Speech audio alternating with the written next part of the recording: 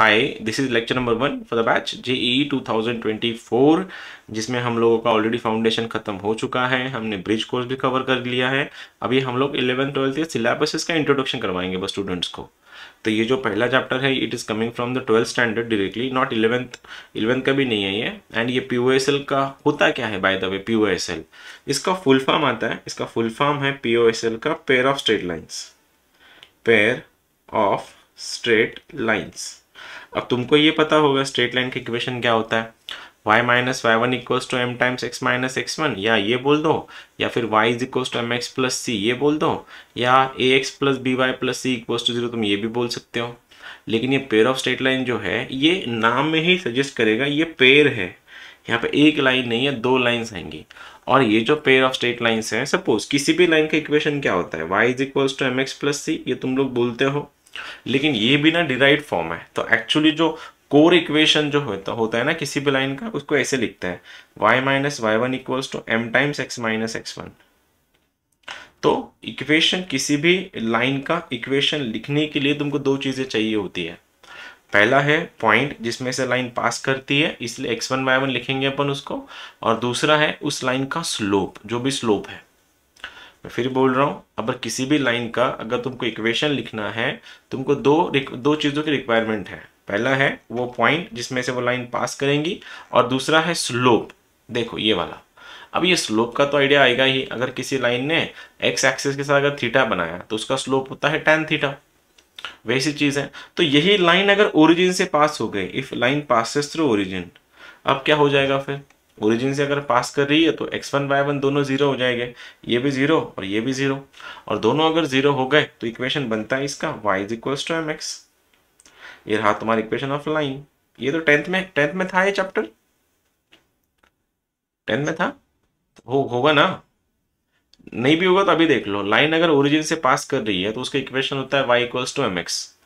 तो अगर सपोज मैंने ये बोला, फिर एक दो ऐसी लाइन है जिसका एक का स्लोप है 2 और दूसरे का स्लोप है -1, ऐसी इक्वेशन ऑफ लाइंस लिखनी है जिसमें एक का स्लोप है 2 एंड दूसरे का स्लोप है -1। तो उस इक्वेशन, उस लाइन की इक्वेशन लिखोगे कैसे? एंड कंडीशन गिवन है कि ये लाइन ओरिजिन से पास कर रही है, तो तुमने बोलना है फिर y इक्वल्स टू 2x, और इसका इक्वेशन बनेगा y equals to minus x, क्योंकि लाइन तो ओरिजिन से पास कर रही है। और जो x एंड y जो उसको लेफ्ट में लेके आओ तो इक्वेशन ऐसा दिख जाएगा इसका 2x minus Y equals to 0, और ये बन जाएगा तुम्हारा x plus y equals to 0। अगर ये दोनों इक्वेशन ऑफ लाइन्स है तो मैं आज का मेरा पहला पॉइंट है, इसको बोलते हैं कंबाइंड इक्वेशन। क्योंकि दो लाइंस को मल्टीप्लाई करेंगे अपन, इसको मल्टीप्लीकेशन का जो भी आंसर आता है उसको कंबाइंड इक्वेशन बोला जाता है। करेंगे कैसे? दो लाइन को डायरेक्टली मल्टीप्लाई कर दो, खाली 2x minus y and x plus 2y को एक दूसरे से मल्टीप्लाई कर दो, और मल्टीप्लाई करने के बाद जो भी आंसर आएगा वो आंसर। इस ये 12th स्टैंडर्ड है। मैं तो लास्ट टाइम भी बोला था तुम लोगों को, कंपैरेटिवली ना 12th बहुत आसान है। 11th तो भी चलो सोचने पे मजबूर करता है, 12th मोस्ट चैप्टर ऐसे है 12th के जो इजीली सॉल्व हो जाता है। कोई बताएगा इसका आंसर? इसको अगर ओपन कर देंगे अपन तो आंसर बन जाएगा तुम्हारा 2x स्क्वायर, देख सकते हो, 2x square plus 2x y minus x y minus y square is equals to 0। तो answer is 2x square plus x y minus y square equals to 0। तुमने ये जो बनाया है ना, ये वाला हमने जो ये बनाया है 2x square plus x y minus y square, इसको बोला जाता है कंबाइंड इक्वेशन। कर लोगे? लाइन का इक्वेशन लिखना है y equals to m x है, y equals to m x है, x एंड y को एक साइड लेके जाओ, और लेके जाने के बाद एक दूसरे को मल्टीप्लाई कर दो। मल्टीप्लाई करने के बाद वो जो फॉर्म है ए एक्स, ये वाला, इस फॉर्म में आंसर आता है। तो मैं चाहूंगा पहले तुम ये क्वेश्चन सॉल्व करो, फिर थ्योरी करते हैं। तुमको निकालना है जॉइंट इक्वेशन, इसको ही कंबाइंड इक्वेशन भी बोला जाता है। Combined equation of line that passes through origin having slope 1, -3। बताओ जरा कैसे करोगे फिर? ऐसे लाइन का तुमको कंबाइंड इक्वेशन निकालना है जो 1 से पास करती है और -3 से भी, मैं सॉरी 1 जिसका एक का स्लोप 1 है और दूसरे का स्लोप -3 है। करो और बताओ जरा आंसर। एक का स्लोप है तुम्हारा 1 और दूसरे का स्लोप है -3। करो और बताओ जरा क्या आंसर आएगा। वही y इक्वल्स टू mx लिखना है, दोनों को मल्टीप्लाई कर देना है, हो गया तुम्हारा answer.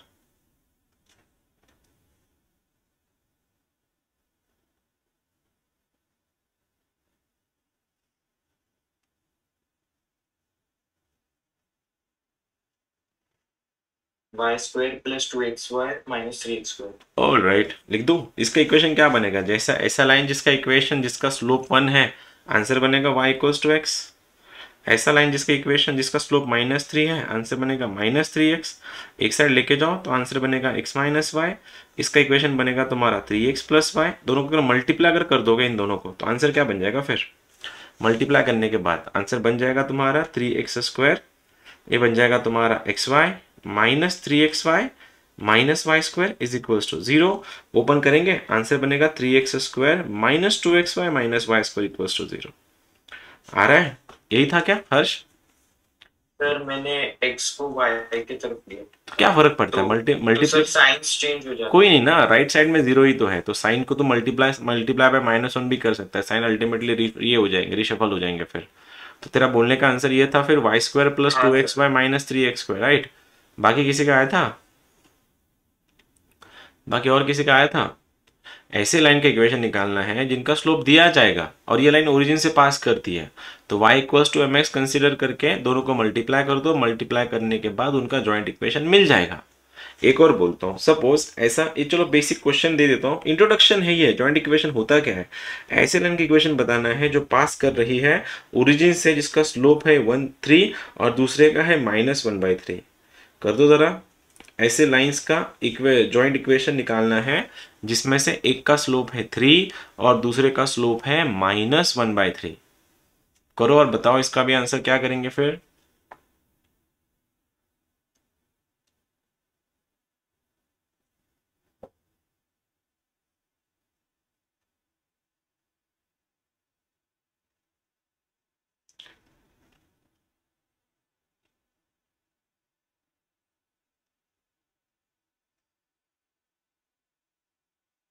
3y square minus 8xy minus 3x square. बहुत बढ़िया। एक्स स्क्वायर का हमेशा प्लस रखना होता है, देख, ठीक है? एक्स स्क्वायर जो उसका हमेशा प्लस रखना है, उसका माइनस नहीं रखना कभी। Sir 3x square plus 8xy minus 3y square. खत्म, ऑल राइट, हो गया। कैसे करेंगे? ऐसा लाइन जिसका स्लोप 3 है तो ऐसे क्या लिखेंगे? y equals to 3x। तो आंसर क्या बनेगा? 3x minus Y equals to 0। ये रहा हमारी इस लाइन का इक्वेशन। अब मुझको ऐसे लाइन का इक्वेशन निकालना है जिसका स्लोप है -1/3। तो आंसर बनेगा y equals to -1/3x। Cross multiply करो तो आंसर बनेगा x plus 3y is equals to 0। ये रहा तुम्हारा सेकंड इक्वेशन। अब तुम्हारे पास इक्वेशन 1 है, इक्वेशन 2 है, इन दोनों को मल्टीप्लाई कर दो। मल्टीप्लाई करेंगे तो आंसर बनेगा तुम्हारा 3x माइनस वाई और यहाँ पे बनेगा x plus 3y is equals to 0। Multiply करेंगे फिर आंसर क्या आएगा इसका? ये बनेगा 3x square plus 9xy minus x y is 8xy। ये बन रहा है तुम्हारा -3y स्क्वायर इक्वल्स टू 0। आया? आया समझ में? इजी था। हाँ लाइन सर ओरिजिन यस से सर। पास कर रही है तो इस कंबाइंड इक्वेशन जो है ना, किसी भी दो लाइन का जो ओरिजिन से पास करती है, उनका इक्वेशन ये फॉर्म में आता है। इसको बोलते हैं joint equation of line that passes through origin. इसका फॉर्म है ax² plus 2hxy plus by² equals to 0। Equation ये फॉर्म में आता है। और इसमें अगर तुम कंपेयर करोगे तो एक्स स्क्वायर का जो कोइफिशिएंट है उसको a लिखता है, वाई स्क्वायर का जो कोइफिशिएंट है उसको b लिखता है, एंड एक्स वाई का जो कोइफिशिएंट है, मैं बात कर रहा हूं एक्स वाई की, एक्स वाई का जो कोइफिशिएंट है उसको 2h लिखता है, h नहीं 2h लिखता है। अब जब अगर इनको तुम कंपेयर कर लोगे तुमको a मिल जाएगा, b मिल जाएगा एंड h मिल जाएगा। तो ये तो ऑब्वियसली बात है ना कि ये जो x square plus 2hxy plus by² जो है, ये दो लाइन को मल्टीप्लाई करने के बाद आ रहा है वहां पे। तो अगर ये दोनों लाइन का मल्टीप्लिकेशन है तो अल्टीमेटली इसके दो स्लोप्स होंगे, इस ये दो स्लोप कंटेन करेगा। और याद है तुमको 10th स्टैंडर्ड में, अगर दो लाइन के बीच का अगर एंगल निकालना है तो वह एंगल क्या होता है? What is the angle between two lines? अगर स्लोप तुमको पता है, किसी को याद है? एंगल बिटवीन द लाइंस, जब उसके स्लोप्स तुम्हारे, जब तुमको स्लोप्स पता हो उसके, कोई बता सकता है? एनीवन?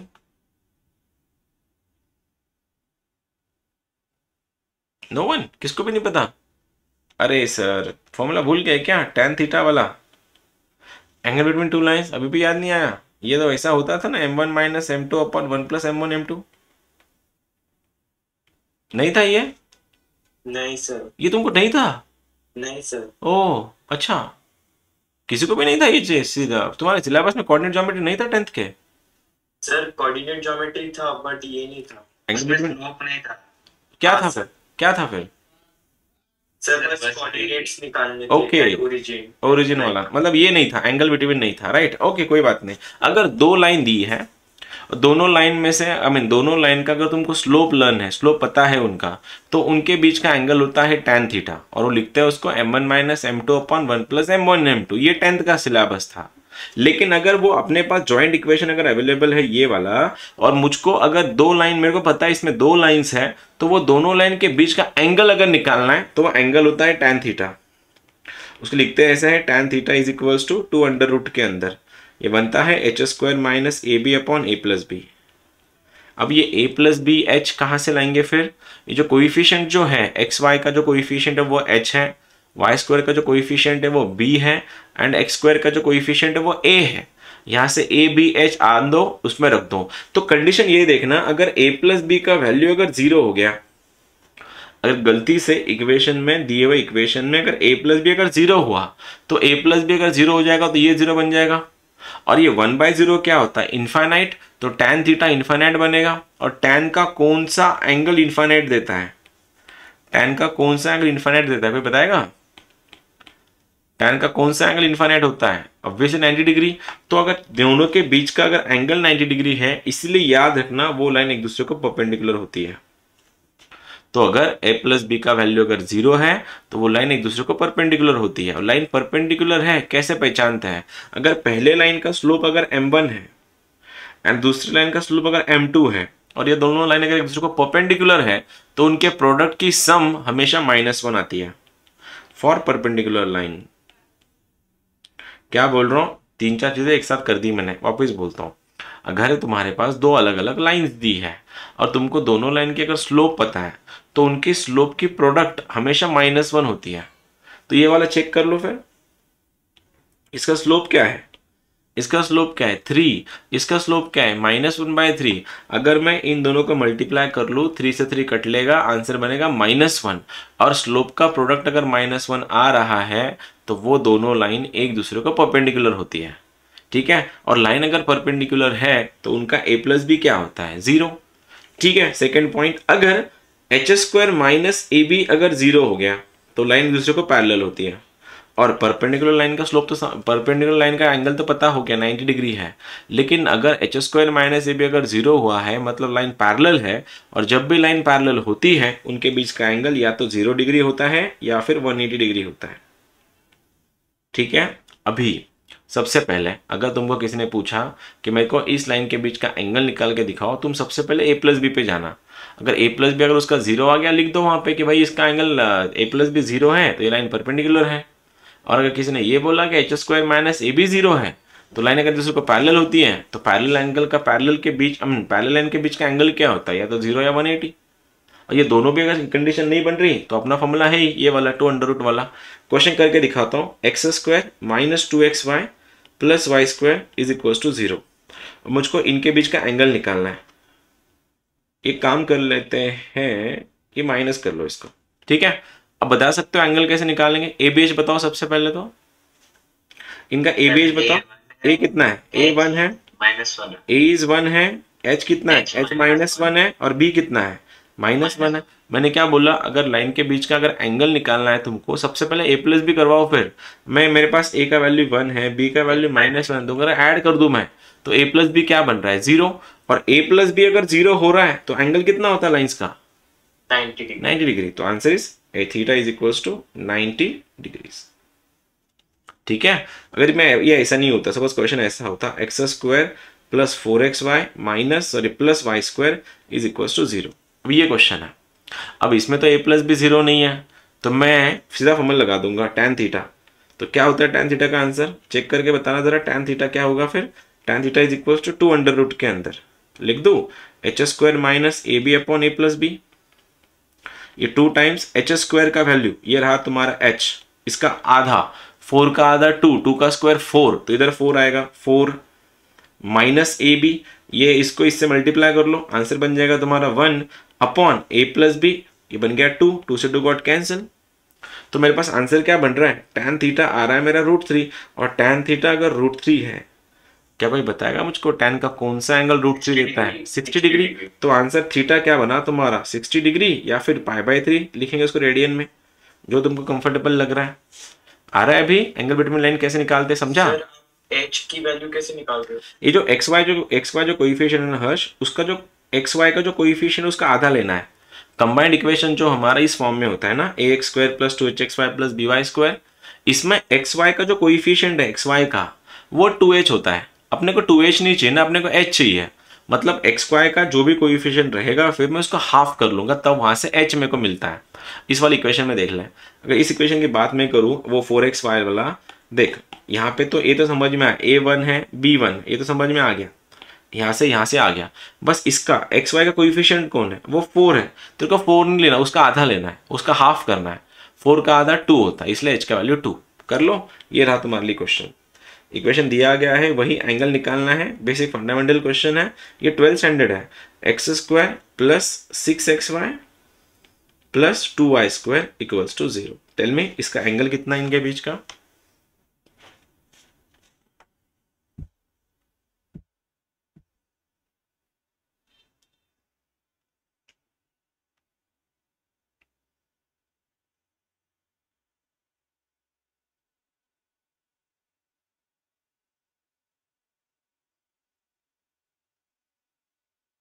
सर एंगल है tan inverse 2√34/3।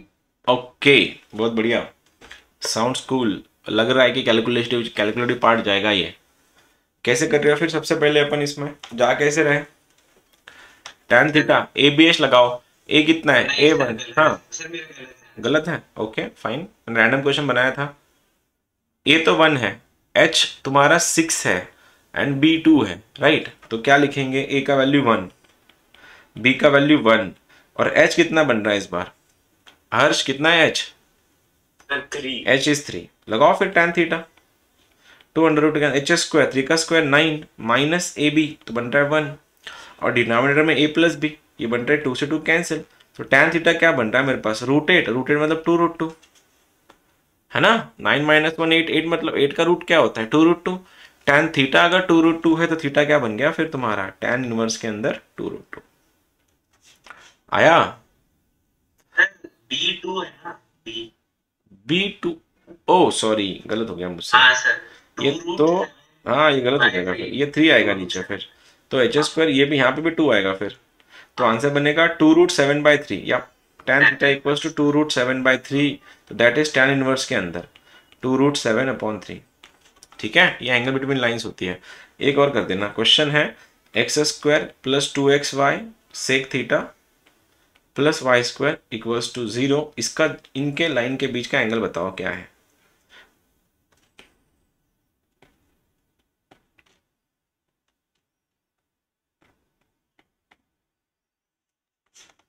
x² + 2xy + y² = 0।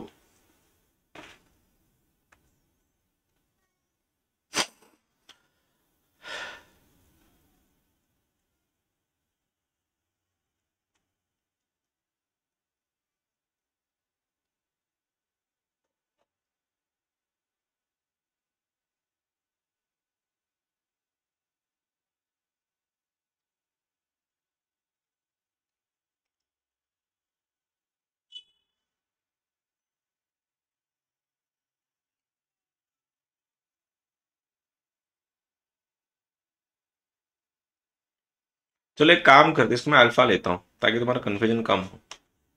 Answer है अल्फा, 2 अल्फा, α/2, 3 अल्फा, ऐसे ऑप्शंस में आएंगे। बताओ क्या आएगा फिर? Sir alpha. अल्फा, ठीक है। देखो a b बचाओ, a कितना है 1, b कितना है 1, h कितना है? What is the value of h यहाँ पे?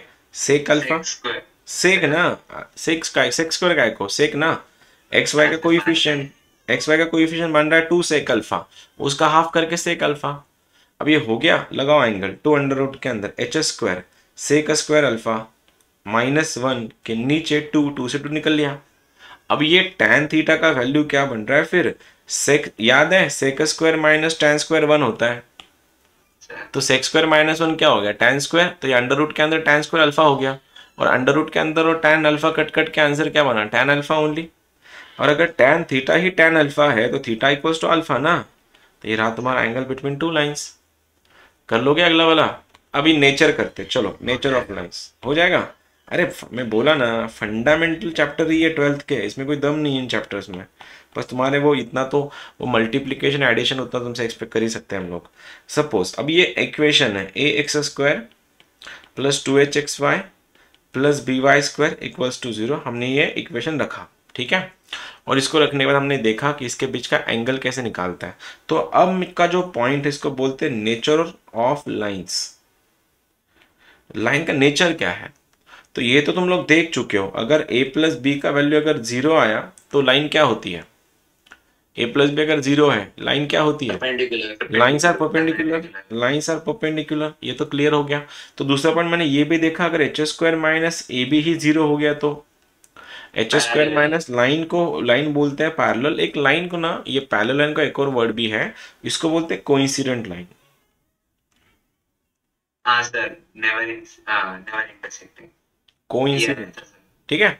अब ये लाइन कभी एक दूसरे को इंटरसेक्ट नहीं करता है, पैरेलल लाइन से, कोइंसिडेंट लाइन है। अब ये तीसरा वाला, अगर h square minus a b खुद निगेटिव है, निगेटिव, तो h square minus a b तो निगेटिव हो ही नहीं सकता। अगर हो गया तो वो लाइन इमेजिनरी होती है, मतलब लाइन एग्जिस्ट नहीं करती। वो लाइन डू नॉट रियली, मतलब रियलिटी में एग्जिस्ट नहीं करती, उसको इमेजिनरी लाइन बोला जाता है। एंड चौथा, अगर h square minus a b अगर पॉजिटिव है, पॉजिटिव, उसको क्या बोला जाता है, लाइन होती है रियल एंड डिस्टिंक्ट। अब इसमें ना तुमको खाली मल्टीप्लीकेशन और एडिशन करना है, राइट। बता देना इक्वेशन है 2x square minus x y plus 3y square equals to 0। ये बताना है कि ये लाइन का नेचर क्या है। बताओ जरा कैसे करेंगे फिर, tell me the nature of this. Nature कैसा लगा कैसा लगा मतलब नेचर कैसा है। 2x square minus x y plus 3y square है।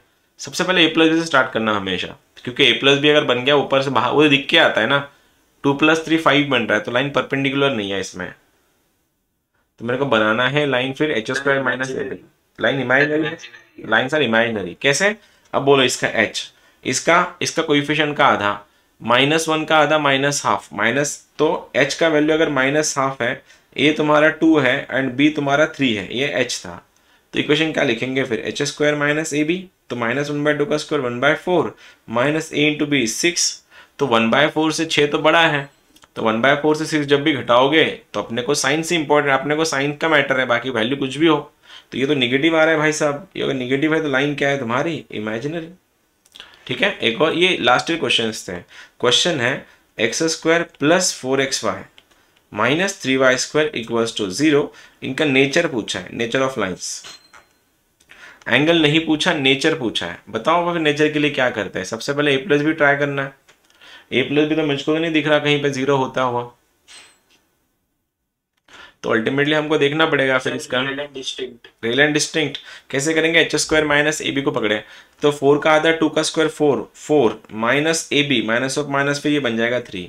4 प्लस 3 अगर 7 बन रहा है, इस 7 का तुम्हारे वास्तविक जीवन से कोई दूर दूर तक कोई रिलेशन नहीं है। बस ये 7 का काम है उसका साइन बताना। साइन क्या है, पॉजिटिव है कि निगेटिव है 7 का, पॉजिटिव ऑब्वियसली। तो लाइन अगर ये साइन अगर पॉजिटिव, लाइन क्या है, रियल एंड डिस्टिंक्ट। ठीक है, देखना अभी एक और।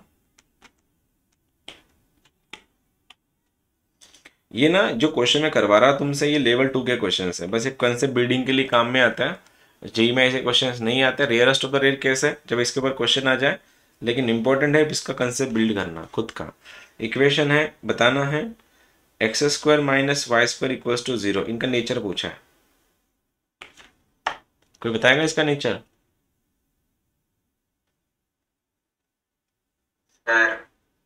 बताओ लाइन सर।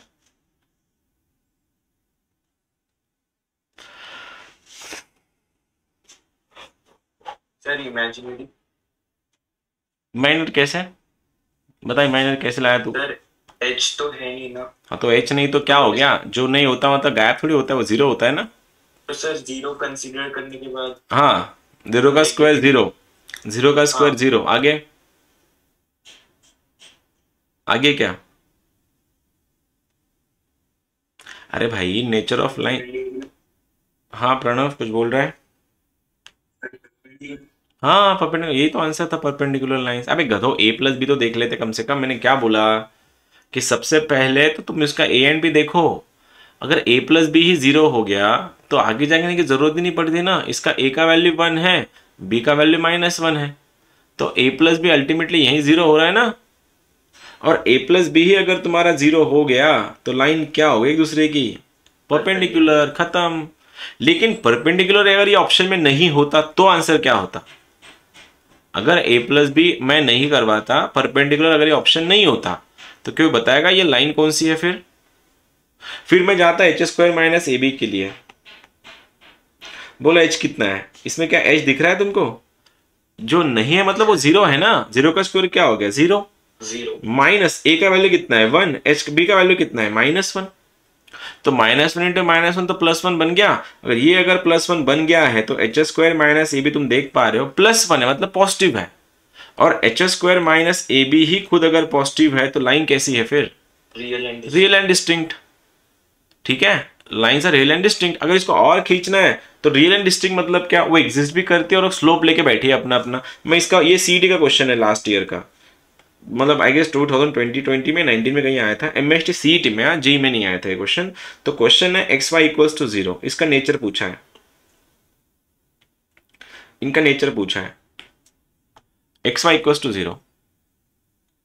अगर लेवल 2 और 3 के एग्जाम्स में चलेगा ना तुम लोग, उनके पेपर्स देखना, ये क्वेश्चन बहुत बार मिलेगा तुमको।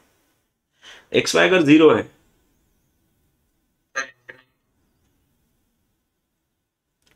इन्फाइनाइट कैसे? इन्फाइनाइट, ये इन्फाइनाइट ये सीन ही कहां से आया? एंगल थोड़ी पूछा उनके बीच का। सबसे पहले एक बात बताओ, इस वाले इक्वेशन में तुमको ए बी दिख रहा है क्या? ए बी दिख रहा है? नहीं। तो नहीं है मतलब वो 0 है। 0। हाँ देखो ना, अगर x² के टर्म में मिसिंग है, x² तो 0 हो नहीं सकता ना, उसको 0 करने वाला उसका कोएफिशिएंट रहेगा। अगर ये xy का वैल्यू अगर 0 है तो 100% a का वैल्यू भी 0 है और b का वैल्यू भी 0 है। और अगर मैं a + b करवा रहा, वो 0 + 0 बन जाएगा, और 0 + 0 तो 0 होता है। तो a + b अगर खुद अगर 0 है तो अल्टीमेट आगे क्या लाइन क्या है? परपेंडिकुलर है। अगर ये ऑप्शन में नहीं हुआ तो क्या देखेंगे फिर? हम जाके सोचेंगे फिर कि भाई साहब a और h² - ab लगाओ। h का वैल्यू फिर से एक बार, h का वैल्यू हाफ है, a भी 0 है, तो 1/2 का स्क्वायर -0, तो आंसर 1/4 आ रहा है। 1/4 गया भाड़ में, प्लस माइनस बताओ उसका। प्लस है, और ये अगर प्लस है तो लाइन्स क्या है तुम्हारी? Real and distinct. और तुम अगर इसको ठीक से देखो ना, ये जॉइंट, ये दोनों का मल्टीप्लीकेशन है, देखना x y = 0, 2 नंबर का मल्टीप्लीकेशन है और 2 नंबर का मल्टीप्लीकेशन 0 है। इसका मतलब क्या है? या तो तुम्हारा x 0 है या फिर y 0 है। और क्या कोई मेरे को बता सकता है? x = 0 ये किसका इक्वेशन है? इक्वेशन है तुम्हारा y एक्सिस, और y = 0 इक्वेशन किसका है? x एक्सिस का। तो ये अल्टीमेटली ये x एंड y के बीच का एंगल पूछ रहा है, जो कितना होता है? Obviously 90 degree. This was the lecture number 1 and the introduction of POSL।